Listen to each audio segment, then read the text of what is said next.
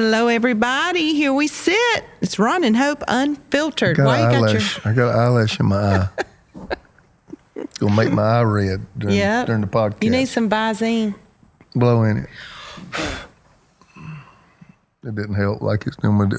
When you was 18, it would just clear right up. They'd say, blow in yeah, and just get clear right up. That don't work. So anyway. Here we are. Guess what, guys? We've been on family vacation. Wait a minute. It's really not a family vacation, is it? Ron Stewart. Why are you laying down?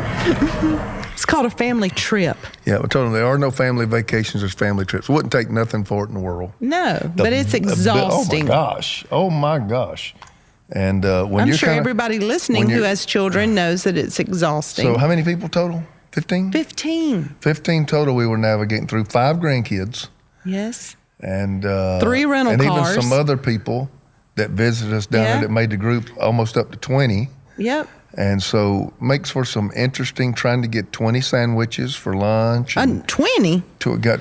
About 40. Trying to get. Because they've been in the pool all day. What's the little things with the straw? Trying to get sippy cup. No, not sippy cup. Oh, the Capri Sun. Trying to get everybody that. And everybody opening a bottle of water, taking 2 swallows and leaving it there, but nobody will touch it because they don't know whose it was. Because they won't write their name on the Solo cup. I walk around with a magic marker, but people ain't going to do it. They're just not going to do it. No. And all so the wet towels laying around. Wet towels, yeah. And then when the kids have been in the sun for a long time, how whiny they get when you go in. But the fact is, you won't let me get whiny. Your time of whininess is way over. We've already gone through that season. No. We've already weathered it, and we've come out of it. We're free on the other side. But you still whine. Never whine. Ron? Never. Carpenter, you're whining right now. When do I whine? You're whining right now. No, I'm telling people the reality. Oh. Telling people about family reality. Because there are people that think that when you're on a stage or behind a camera or everybody sits around and sings Kumbaya. They think that, you glow in the dark and everything just falls into place. And family never works like that. No. Family never works. And if people try to play off like their family does work like that, I immediately become suspicious. Right. Because I just don't think that's the case. Because we know you're a liar. We had some people, Hope said, I want to talk about parenting. Real talk right here, real talk. I haven't done or said a whole lot in marriage conferences. Whenever we did parenting classes, we let our children's pastors do them because they are amazing. But I never did do it. And let me tell you why. This is Ron Carpenter. You're getting insight into Ron Carpenter. I don't feel the moral authority to speak on a thing if I don't feel like I've conquered it. If it's an area, like I know I can pray. So I can preach about praying. I know these things that I do well. I know I can preach about But you're a great daddy. I can preach about giving because I know I'm a giver. When it comes to parenting, it's almost like if you talk about a subject, people expect you to have. Yeah, you're in a position to write the book on it and tell everybody else what to do. And the fact is, although I gave tremendous effort, there's so many deficiencies in my fatherhood, and I've told you before in some of our private times, because me and you have the greatest discussions now I think that we've ever had. We're best friends. We talk all the time. And I've told you, I said, there are some things I wish I had to do over. I think every parent wishes they had a do-over. There's a difference between that and regret. Yeah. Regret means it has a hold on you and you're constantly grieving it. Yeah. I'm not there. But there's areas, man, I'd give anything to be able to have a do-over because I see now where I clearly dropped the ball. We want to talk about parenting from triumphs and mistakes, not because we are ready to write a book in any way, but because we will be honest with you. Yeah. We will be honest. When Hope and I were putting our marriage back together, step 2 was after that, we started going to family counseling. Yeah. That was one of the most brutal, eye-opening experiences I have ever had. That was difficult for me. Yeah, they let us have it. That was difficult. They let us have it, for sure. I would tell you, unless you've got some tough skin, I don't know that I would enter into that family counseling thing. You allow the counselor to tell the kids, now you just say whatever you feel or whatever you think. And we have at least a couple of our kids that will speak freely. Yeah, they do. And so those, that's good though. God's going to use it. And that was a painful time. It was. That was a painful time. It was a chaotic time, and my children caught a lot of the blunt of that chaotic time, and so they did speak freely. Acted out, yeah. If they were to speak right now, they would tell you a different story, because I think our journey has earned respect. Yeah. It's earned respect, but at that moment, they were upset. Yeah. They were upset and they were angry, and they let us have it. What would you tell the mama who is absolutely chained to her house because she's got 2 or 3 kids that are either infants or children? Because I remember, and still to this day, you talk about those were tough times for you. So just what would you tell them? We had 3 kids under the age of 4. Boom, boom, boom. And we had kids that were from Carpenter bloodline. Yes, they were amped. Yeah. It's a great word to just... Amped from the womb. Yes, they were amped. I believe that you have to know when to pull back. You have to give it your all, but you have to know when to pull back and take a breath. You have to know who your source is, and that's God. If you don't have a relationship with the Lord... those times can make you crazy. And somewhere to go, somewhere to retreat to, somewhere to escape. And you don't escape to drugs. You don't escape to alcohol. You don't escape to friends. And, a girl's night out is never going to be enough. You have to know where your strength comes from. But I also, some people would argue with me, but I believe that you do have to lower your expectations in some shape, form, or fashion. Your house doesn't have to be immaculate all the time.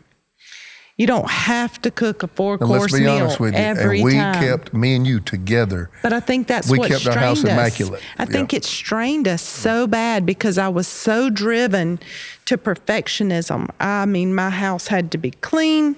The dishes had to be put up every night. The clothes could not be laying around. I wasn't quite like that, but I didn't want it messy either. But that was a lot of the way I was raised. I was raised where the house had to just be squeaky clean all the time, and I had to do a lot of it to help my mom and dad, who both worked full-time jobs. And so I went into our marriage, raising kids, wanting the house to be immaculate when you got home, wanting, a meal to be on the table every night. And you wanted that too. I mean, that was just kind of our upbringing and expectation. But I remember somebody told me, Hope, you just need to back off some. You need to lower your expectation. And so I remember letting the dishes just to try it one day. And we were in that holly tree house. You remember the house? And looking over outside. And I remember the dishes just meal after meal. I was like, okay, now I'm not going to clean these up. I'm not going to do it today. I'm just going to play with my kids. And I'm going to just let the dishes pile up. And I let the dishes pile up, even the breakfast, the snacks, the lunch, the snacks again, the dinner pile up. And I was not going to wash the dishes to try to conquer my OCD self. And I couldn't. I went and laid down in the bed, and I went back into the kitchen to do the dishes. And I just said, you know what? I grabbed the Raid spray can and I just sprayed Raid all over the dishes so that there would be no bugs, and I went back and laid down. Well, that explains a lot of other things. But I couldn't do it. I just could not do it. So I rushed all 3 of our children to the hospital the next morning. Ron, and you did not. And nobody could diagnose what was going on, but it was Raid poisoning. But anyway, I had to learn to lower my expectations in other areas. I still had to keep my dishes washed. Here's what I would do for you as a husband. I would intentionalize your breaks. Yeah. Because if I remember correctly, that's been a while back now, unfortunately, your breaks were at breaking points. Like you just come out, the kids are yours, I am out of here. Because I didn't do it intentionally. Right. And I would come back. And I didn't know. I mean, we were kids. But I remember I would just drive up, and you were out. I mean, Hope, I come home sometime, you were done. You were done. Somebody was about to die. Yeah, you were done. And before I even got my coat off and got through my driveway, you had one of them sitting in my arms and two other ones were screaming through the house. And you're like, I got to get out of here. And so what is that? If you don't place little boundaries, you take big ones. Yeah. You know, and so the fact is, I think for any man listening that has a stay-at-home mom, okay, not to say if you're a working mom, please don't be offended. But at least if you're a working mom, there is a break from the kids. You may not get a break from life, but there is a break from kids. But when you got a working mom there that morning to night and during the night, and I mean, Hope was breastfeeding and bottling and everything. And then Chase was our oldest, and he was wide open and never slept. Knowing as a husband, I would intentionalize and schedule you a break to have something to look forward to, and also so it wouldn't come at crisis. Right. I remember when you finally got the message, I remember you would go run my bath, and you would give me, I remember, 45 minutes to an hour at night. I closed the door and lock it. To be by myself. And that was like a sanctuary. Yep, I remember that. I looked forward to the bubbles. I remember that. The cow gone, take me away. You know, just to be quiet. Give me an A for effort. I tried. You did. I tried. I was always involved. I always helped. I hate dishes. I know you do. But I never sprayed Raid on them. Well, I only did it one time, Ron, and nobody died, so we're all good. Okay. We're good. A couple of hospital visits and a whole lot of penicillin. We but we got through it. Yep. Yes. Ask me a question. That was my question to you. What advice would you give to the mom with 3 kids strapped at home? What's the question for me? A highly ambitious man. Never thought about this. With a lot of responsibility. How does he blend the two? You asking the question. You told me to ask the question. You ask your question. I was trying to give you a hint because you look like a little Such a teacher. You're such a take over it. Okay, I'm going to be submissive right now. Go ahead. All right, Ron. Would you have had one more? No. No. Now, I thought about it one time. Tell them when we thought about it.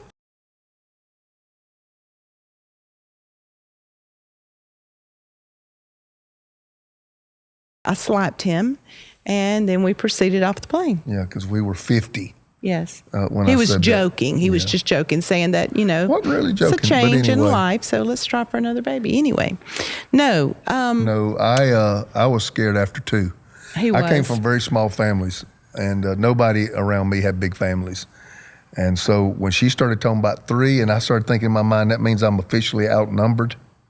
But we got our baby girl. I remember that gave me anxiety, but then came Boo. Yeah, little Ubu. And Boo just changed everything. She did. Because we had 2 boys, and that house was all boys. I wanted a girl, and I wanted her to be frilly, and I wanted her to have bows. And I'm not going to call you out, but you read about 80 magazines of how to have a girl. Yeah, and we did. So you was trying to be Jesus. Yeah. You're trying to help Jesus. He let it happen, Ron. Let me finish with my thought. I wanted a girl. All right. And I wanted fingernail polish, and I wanted bows, and I wanted her room pink. Remember her room? We had pink wallpaper with bows all over. Because I'd walk in there and she'd hit the thing with her face. Yeah, she'd be jumping up and down like a wild animal instead of a little frilly girl. So Chandlin just adored those boys and wanted to do everything that they did. And she would I wanted to comb her hair, and she'd say, "Stop, it bothers me." Then I'd stick a little bow in there, and she'd just reach up there and just rip it out. She didn't want a bow in her hair. And so, I'd make her sleep in these pink gowns. You remember that pink gown? And so she slept in this pink gown, but she would get up and would not let me comb her hair. Her hair would be jacked up everywhere. She wouldn't brush her teeth. And she'd put on her cowboy boots and play outside with the boys all day long in a pink gown and cowboy boots. Do you remember that? I remember and it she well. Smelled like a little puppy at the end of the day. Yep. Everybody had to have baths. Oh, every night. I still didn't get my question. Okay, Ron. Name one word. One word, a characteristic that a good father should have. Consistent. Consistent. Explain it. They know what they're going to get. The family knows. They know what they're going to get. I talked this morning in staff meeting about the explosive person, the person that's unpredictable. Mm-hmm. And I believe one of the greatest things, one of the 9 emotional needs that you're talking about, a lot of those have to do with fathers. Affirmation, security, all those things. And I believe that comes with a man understanding how much consistently present, not consistently perfect. No. Consistently present. I was never perfect, but I did try to be present. Consistent about my prayer life, consistent about my standards. I've always said this about discipline. You and I come from a different place on discipline. You were disciplined harsh. Disciplined. And so disciplined. Today's podcast word is disciplined. What was last week? See if you can remember. Consequences. Disciplined.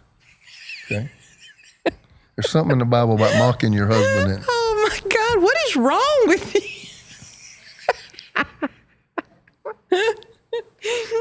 For somebody who preaches and uses words their whole life, you mess up a word every podcast. But when I preach on Sunday, it's the first thing I do. What? Is speak. Today, you got me speaking as the last thing I do, and I'm tired. Oh. So sometimes I'm tired. You got to give me a little bit of grace. No, we're going to look for those words. I'm not giving you grace. I will call out every word on the podcast. Go. Let me tell you this. Consistency and discipline. Okay? You were not consistent as a disciplinarian. That came from your childhood. Yes. You were disciplined harshly, so you were very mercy. lenient. You were very lenient. I was a merciful mother. I, especially my later years, I had no oversight because my mom and daddy trusted me so much because of my impeccable behavior. Oh, my Lord. As a child. You know any of my stories? Ron, I know every story. I know every I was good, story. Wasn't I good? How did your parents not find out all of the crap you did? How? My parents knew everything I did. Because Jesus created a barrier. Did he? I told you I never brought my stuff home. I didn't either. Yeah, you But did. they found out. No, I did not. Yeah. See, they said you came home drunk. They said you came home drunk. I would have never come home drunk. Well, they weren't supposed to know it. But they found out. See, number one, your first mistake was that you came home drunk. Oh. So I remember so you knew how to work the system. Yeah, so I'd sleep in ditches. Oh. And woke up the next morning with vomit dried to my cheek. Ron, this is not going anywhere good. You're supposed to be asking me questions. So anyway, I did ask you. Consistency and discipline. I was a firm disciplinarian because I knew I had been given way too much freedom. Right. When I was growing up. Here's one thing I would say as a father. The action has to bring a certain result, and it's got to be the same result, and it's got to be every time. What I never could understand and what I always hated is to threaten the kid 66 times. If you don't, I'm going to spank you. If you don't, I'm going. And that kid knows good and well, they ain't going to get no spanking. They're not going to get put in timeout. So spanking's okay? Because they've been, if you're from the South, it is. So, after they've been told that 15 times. Bust their tail. Yep. That was his motto. After they've been told that 15 times, what have they learned? You're not going to do it. It's not going to happen. So then what happens is you can't take it no more and you blow up in a rage and you cross the line. Right. You go too far. And so out of all the dumb, asinine things I did as a father, one thing I always tried to be consistent with, these are the rules of the house. If these rules are broken, this is what happens. And it happens every single time. But listen, from the other side, I was like, but what if it happens every single time? The consequences. Why does it have to happen every single time? Because there could be a reason they're coming in late this time. And it's not that they disobeyed or they this or that or the other. Yeah, it is. Yeah, it is. You always want to give them benefit of doubt, but every time I thought they were doing something, they were doing something. Ron. They were, yeah. And more than I thought. No, it's called discerning. Ron. It's called discerning. You are blaming this on the Lord. No, the Lord gave me info. The Lord gave me information. So let me go. Do you remember the time Chase, though, found out about mercy? Yep. So I would try to do object lessons to help my kids understand the character and the nature of our God, the God of our family, the God of our faith. And so there was one time Chase, God, what in the world did he do? There's Who no knows? telling. But I mean, he crossed the line constantly, and there's something he had done, and he had it coming. And I'm going to tell you why I taught it. If I remember correctly, I was just exhausted, and I didn't feel like fooling with it. So I said, you know what? You didn't have the energy I didn't to have bust the his energy tail. to grab him out there Yeah. and go deal with him. So I went there and talked about mercy. Mercy is when you had it coming, You don't get what but you you deserve. don't get it, but you deserve it. And I talked about how Jesus was merciful to us and is merciful to us in so many ways. Man, if Chase, he latched onto that if truth. Chase never got any other kingdom principle, Listen. he understood mercy. He knows it. He understood mercy. So every time I walked in there and then you'd get his spanking, can we do mercy? Can we do mercy? You know, he'd stutter. Can we do mercy? Can we do mercy? And then we'd get so tickled we couldn't do anything with him. Even when it wasn't time for mercy, it'd make me start laughing. know. Because I couldn't be mad after he started hollering mercy. And he was frantic. I know. He would be frantic. No. Yeah, doing like that right there. Yeah, no. Yeah. Remember that time we were in the doctor's office and he was about to get shots? I love you. I love you, Mama. I hate you. No, I love He was you. I so love you. I love you. confused because he I love just you. I didn't love you. want those shots. And he was like, Mom, please, I love you. No, Mama, I hate you. No, don't let him give me your mouth. I love you. I'm sorry. That boy, he is, and listen, It's he is the amazing. greatest dad. Yeah, and it's amazing we didn't turn to heavy doses of bourbon Right? during those years. But- Because we would get through with the doctor and we get back in the car and me and you Nerves shot. Just shot. and he'd be back in his car seat screaming and his whole head would be red and veins coming out his neck. Woo! But then Ron would turn around and pour Mountain Dew in his bottle and say, "Here, son." And he'd drink it with tears coming down his eyes. Jeez Louise. How So- do we make it? Well, how are we sane? How are we sane? Let me answer my questions. Oh, okay. So, you talked about being consistent, didn't you? Yes. I ask you just one word. That's all I ask. Consistent. Yeah. Okay. Hey guys, I have got to give a shout out to our sponsor, Green Chef. It's absolutely one of my favorites. And you will say, why is it your favorite? Well, number one, because it's absolutely delicious. Everybody in my family loves it. It's convenient and easy. It's time-saving recipes packed with fresh produce, vibrant flavors, and it's just an amazing meal. I mean, literally it is. There's no thinking to it because it sends a recipe. It's got every ingredient. It's quick. It's easy. Also, it's the only keto meal kit. And I wouldn't say that we are keto, but we are extremely carb conscious. And so you can choose to have just your total carb conscious keto meals. Also, there's more variety. They've added 24 more recipes weekly that you can choose from. That's what's so amazing. They just don't send you food. You choose the food that you want. So it has an option to mix and match meals from different preferences. Like you can enjoy vegan one day, keto the next, and the next day, you know what? You can just be all Southern if you want to be. I love that about it because there are several members in our household, who choose to eat differently. Like Chaz, he doesn't mind eating carbs. He's young. He can have the carbs, but we don't really use the carbs. So it's convenient. It's flexible. There are options for every lifestyle. And the food is absolutely delicious. We use ours 2 days a week, and everybody looks forward to Tuesday and Wednesday. So go to greenchef.com/RonandHope135 and use the code RonandHope135 to get $135 off across 5 boxes plus free shipping on your very first box. So Go to greenchef.com/RonandHope135. Use the code RonandHope135 to get $135 off across 5 boxes plus free shipping on your first box. The #1 meal kit for eating well. One do-over. Everybody that knows our story knows there's an obvious one. I'm not talking about that. But just as a parent, one do-over. I would not take them out of Christian school and put them in public school. I remember that. That's just our family. I remember that. You know, a lot of people are advocates for public school. Don't send me no ugly letters. You be an advocate. But it was the downfall and the detriment of our oldest son. They were in Christian school from preschool up till 8th grade. And in 9th grade, they talked us into mercy.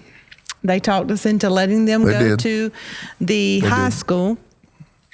And it was not weeks. Here's what happened before all hell broke out. It was immediate. Yeah. It was immediate. Here's the thing. We had a big church in a small town. Yeah. And there was a lot of animosity toward our church because most churches were denominational. We were independent and we didn't belong. And we were multicultural. We were multicultural. There was none of that. Yeah. And so when my kids would go to a public school, they just caught hell. They just caught hell. And so we tried to get them in an environment where maybe people would understand them.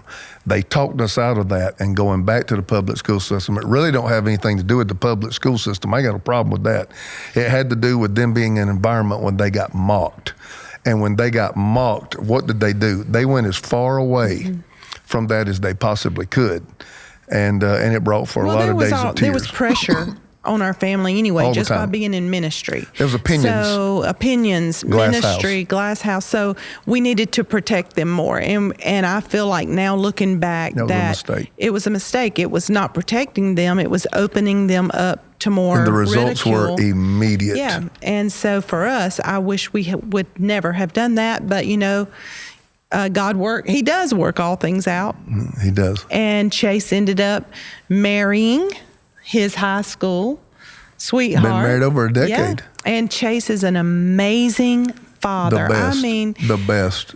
We saw pictures of them just the other night taking their kids to the Atlanta Braves baseball game. He said, them kids love their dad. He said, we made memories that I will cherish for the rest of my life. Yeah, he's an amazing father. He really is. And but sometimes the people with the most difficult childhood become the most interesting adults and the best God adults. uses it.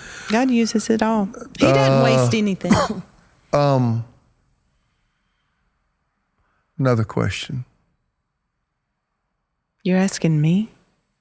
Or am I asking you? Is it harder to raise boys or girls? Whew.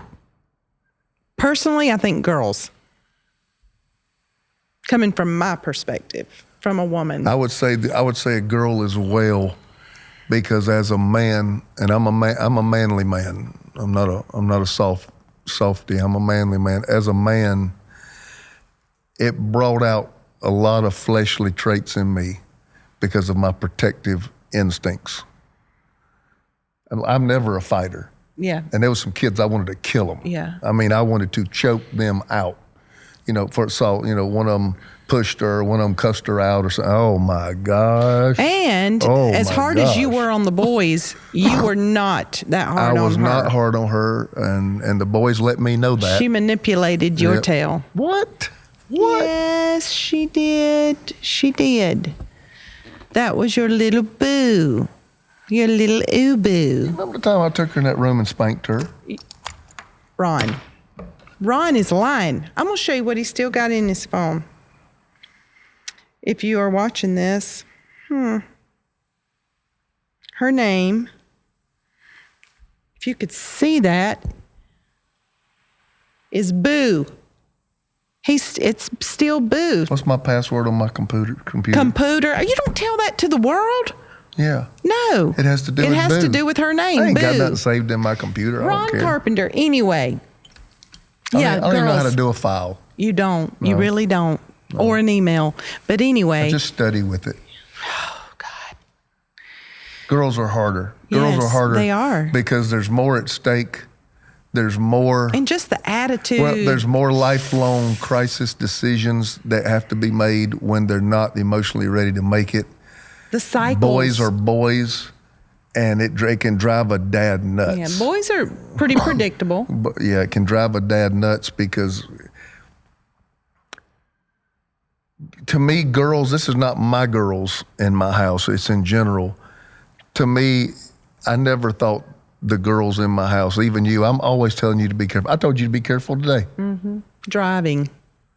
I don't think girls sense danger properly. And I see it everywhere. Yeah.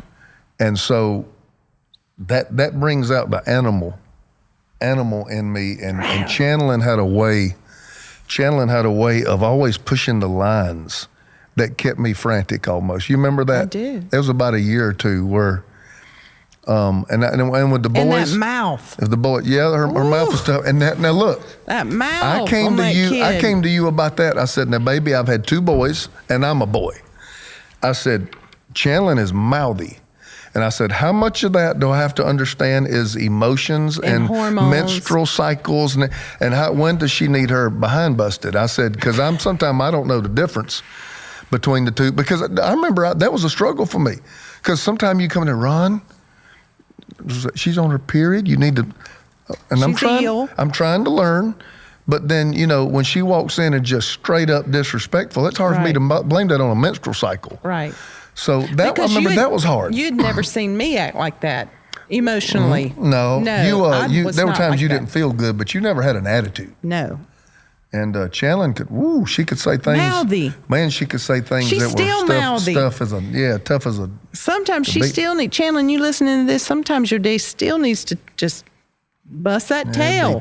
Be tough now.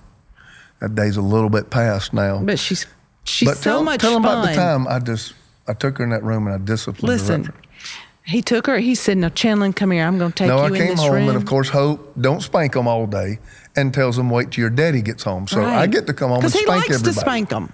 So I didn't. I get to walk in the house. So let him do what he likes. That makes the kids want to see daddy. He just walks in every night and starts spanking everybody. So anyway. So he's going to spank her and he takes her in the room and he tells her, unbeknownst to me, Channeling, now when I hit my hand on the floor, now you scream.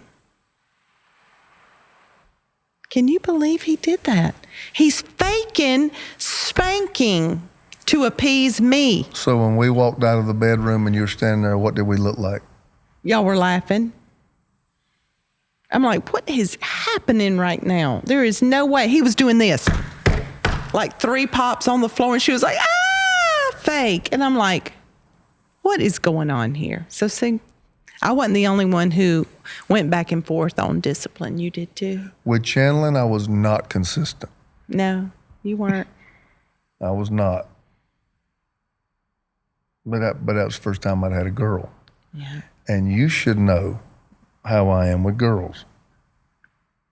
I'm very protective and I'm easily manipulated.